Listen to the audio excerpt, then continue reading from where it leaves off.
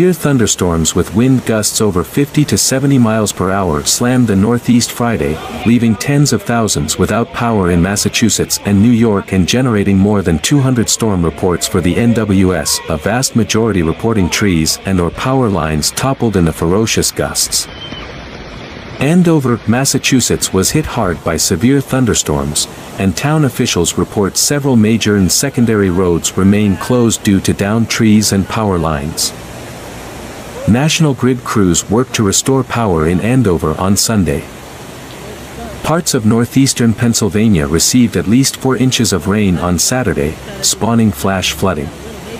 Video near Clark's Summit shows drivers stranded in flooded streets. A state of emergency was declared in Dallas Township because of the flooding damage from the storms on Saturday. Back Mountain Regional Fire Rescue and EMS received more than 30 calls for flooded vehicles. While showers and thunderstorms continue this weekend, the severe threat isn't quite as expansive for Sunday. Flooding and wind gusts will be the biggest concern through the I-95 corridor, including Philadelphia, Washington, D.C., Baltimore, and New York. Damaging wind gusts, again of 50 to 60 miles per hour, are the greatest threat from severe thunderstorms, in addition to bursts of heavy rain and frequent lightning. A flash flood warning is in place through Sunday afternoon for Central Kent County and Central Providence County, Rhode Island. Between 1 and 2 inches of rain has fallen in the area by Sunday afternoon, with an additional 2 inches possible, according to the National Weather Service in Boston. The flooding threat will continue throughout the I-95 corridor on Sunday for Philadelphia, New York and Boston. Farther south, it's not wind or hail, but the storm's heavy rains that are of concern. Thunderstorms along and east of the Appalachians could see rainfall rates of 2 to 4 inches per hour, and repeated batches of storms could lead to flash flooding. Flood watches are in effect through Sunday night from southeast West Virginia and throughout eastern Virginia. Showers hold in the forecast Monday and, at times, into the middle of next week before drier weather gives residents a chance to wring out later next week. Heavy rain continues to pour over northeastern Pennsylvania, washing out roads across the area. A bystander in Clark's Summit on Shady Lane sent our news station video footage from what appears to be a car watch below. Crews in the field tell us multiple roads throughout the area are being impacted by the current storm. Traffic northbound is stopped, as is Northern Boulevard in South Abington TWP. The reporter Paula Giangiacomo reported around 8:30 p.m. emergency vehicles and swift water rescue barreled through stopped traffic on I-81, north near Clark's Summit, Lackawanna County. Around 9 p.m. assignment manager Joey Dominic reported on Kaiser Avenue and Jackson Street there are multiple spots flooded out. Nina Limongelli also reported around 9 p.m. that the flooding on Northern Boulevard on South Abington was like a river. Limongelli notes fire trucks and firemen are seen trying to help people through and out of the flooded water. According to Limongelli, people are evacuating their cars, leaving them in water. As of 9:45 p.m. reporter Paula Giangiacomo tells us traffic has begun moving again. As stated by Giangiacomo, cars were stuck in flooded water on I-81 north due to flash flooding. The police are directing traffic and exit 194 has reopened, as noted by Giangiacomo. We are unaware at this time if there's an accident, flood waters, or both causing the stoppage.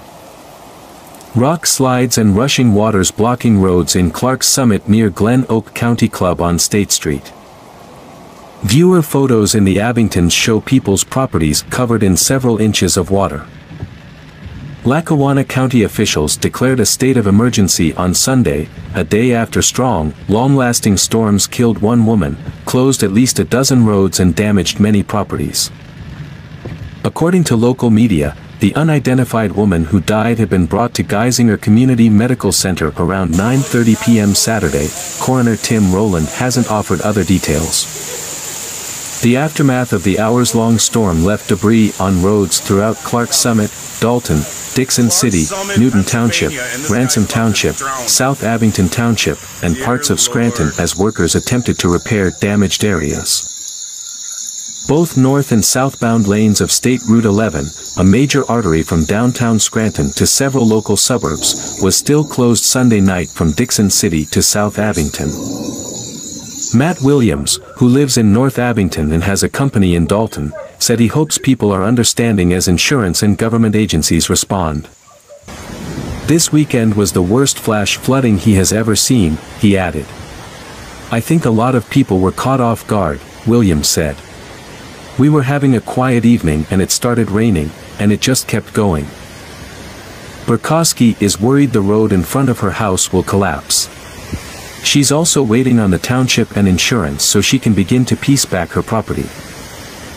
Meanwhile, she's watched her community come through. Neighbors and onlookers have stopped by to see what they can do to help out.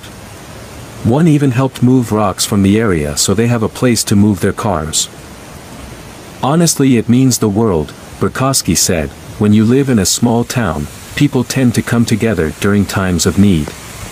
We get busy in our daily lives and caught up in social media.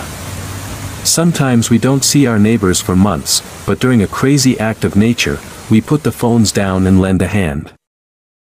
The flooding that hit Lackawanna County was intense and has carried over into Sunday morning. Several basements have flooded with reports of up to 5 feet of water in some. The county has now declared itself in a state of emergency to effectively utilize all available resources. Throughout the night and into the morning, first responders were called to rescue about half a dozen people according to the 911 call center.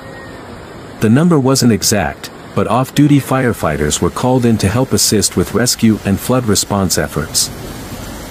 The emergency responders and residents of towns inundated by floodwaters worked Sunday to assess the damage and start the recovery process after severe thunderstorms unleashed destruction in parts of the Abingtons and Scranton.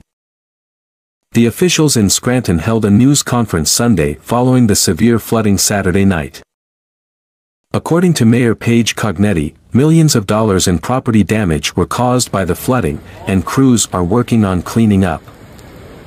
The hardest hit areas were on West Mountain and Leach and Leggett Streets in North Scranton. Cognetti also warned residents about scammers. If you have damage, be aware of scammers that are posing as PEMA, posing as FEMA, saying that they're going to clean up your house for you, said Cognetti. That can be a scam, so you want to watch out for that and be wary of people who are coming in to assist that you don't know. Mayor Cognetti said there will be extra patrols out Sunday night in case of more flash flooding in Scranton. PennDOT and emergency personnel held a news conference Monday morning to discuss road conditions in several counties after the weekend storms.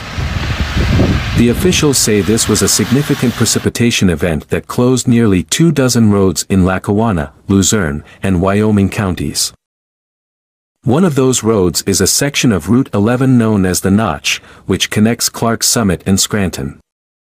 PennDOT is working to get the roads cleaned up and reopened.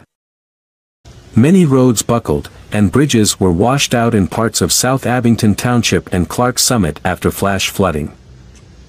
PennDOT officials and state and local emergency management agencies said there were 23 roads closed in Lackawanna, Luzerne, and Wyoming counties due to flooding and damage.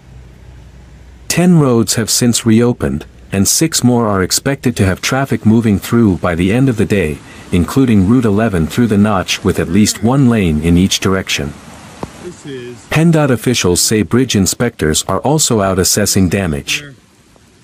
What I would say is that the people of northeastern Pennsylvania are resilient and resourceful. I witnessed it yesterday as I saw people with skid steers, brooms, and physical labor making sure that they did what they could to repair the damage that was quite significant. I thank all of the first responders, EMS, fire, police, local borough, township, and city crews for what they did, said Secretary Mike Carroll, head of the Pennsylvania Department of Transportation. PennDOT officials expect to have all of the roads reopened by next Monday.